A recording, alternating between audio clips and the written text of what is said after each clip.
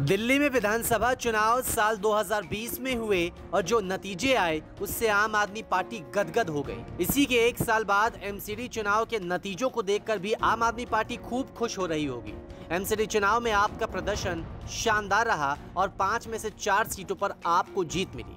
दरअसल जिन 5 सीटों पर चुनाव हुआ है उसमें से आपको 4 सीटें मिली है, कांग्रेस को 1 और बीजेपी को 1 भी नहीं। शानदार प्रदर्शन के बाद आम आदमी पार्टी में जश्न का माहौल है।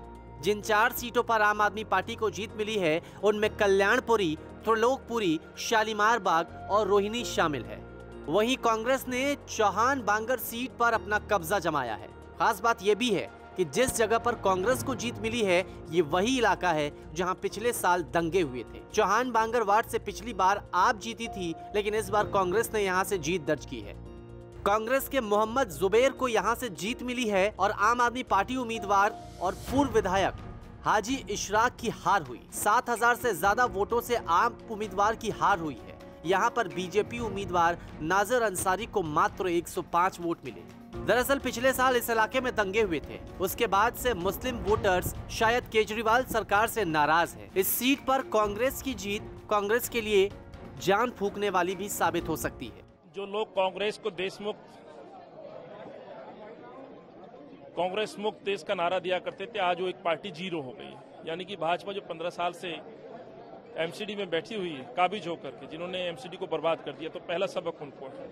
दूसरा कहना चाहता हूं, 1 साल में कार्यकर्ताओं ने जो फरवरी में चुनाव हारने के बाद 2020 में चुनाव हारने के बाद जिस तरह से सड़कों पर काम किया है, मैं कह सकता हूं अभी हमने लोगों का दिल जीता है और 2022 में कांग्रेस पार्टी चुनाव जीतेगी, लोगों के विश्वास पे चुनाव जीतेगी। पिछले नतीजों से उत्साहित आम आदमी पार्टी को यहां जीत की उम्मीद थी, लेकिन कांग्रेस ने जोर शोर से मुस्लिम वोटर्स के बीच दंगों और तबलीगी मरकज का मुद्दा उठाया। वहीं अगर बात करें तो इस चुनाव में बीजेपी को झटका लगा है। पिछली बार इन 5 में से 1 सीट पर बीजेपी का कब्जा था, लेकिन इस बार वो भी सीट बीजेपी के हाथ से निकल गई।